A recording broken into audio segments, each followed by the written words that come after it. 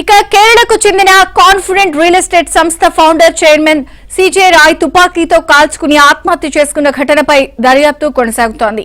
బెంగళూరులోని confident group pi IT శాఖ అధికారులు దాడులు జరిపారు. ఈ దాడులకు భయపడి సిజే రాయ్ తన వద్ద ఉన్న రివాల్వర్ తో కాల్చుకుని బలవన్మరణానికి పాల్పడ్డారు. బెంగళూరు రిచ్మండ్ సర్కిల్లో ఉన్న లాంగ్ఫర్డ్ రోడ్లో ఈ సంఘటన జరిగింది.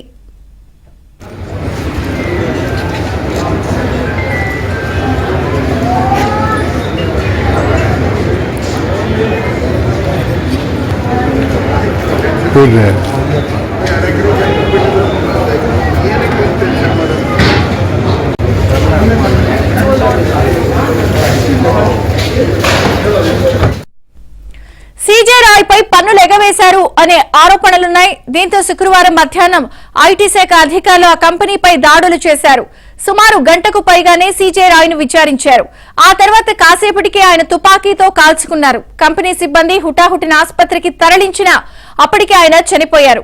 2025 ఫోర్బ్స్ ప్రకటించిన 100 మంది అత్యంత ధనిక వ్యాపారవేత్తల్లో రాయ్ కూడా ఒకరు. దుబాయ్ సహా పలు దేశాల్లో ఆస్తులున్నాయి. వీటి విలువ $1 బిలియన్ ఉంటుందని ఒక అంచనా. అత్యంత ధనిక వ్యాపారవేత్తగా నిలిచిన వాళ్లలో రాయ్ ఒకరు. సో బెంగళూరులో ప్రముఖ వ్యాపారవేత్త సీజే రాయ్ ఆత్మహత్యపై మరిన్ని వివరాలు రుత్విక్ అందిస్తారు. రుత్విక్,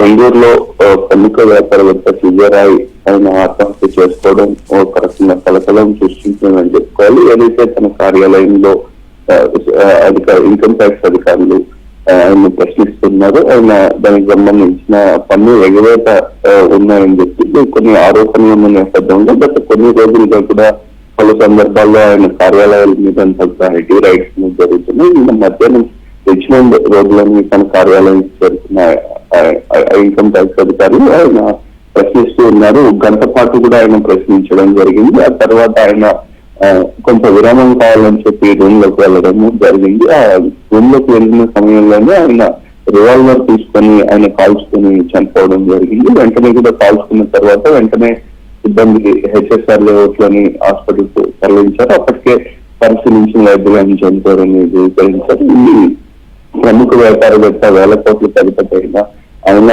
ఇలాంటి విషయానికి ఆత్మహత్య చేసుకోవడం అనేది ఒక రకంగా కలకలం సృష్టిస్తుంది. దీని మీద కేసు నమోదు చేసి అయితే పోలీసులు దర్యాప్తు చేస్తున్నారు. ప్రస్తుతం ఆయన్ని బోరింగ్ హాస్పిటల్ కి తరలించారు.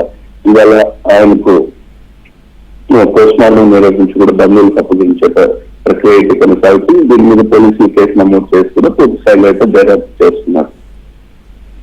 Okay Ruthvik, thank you.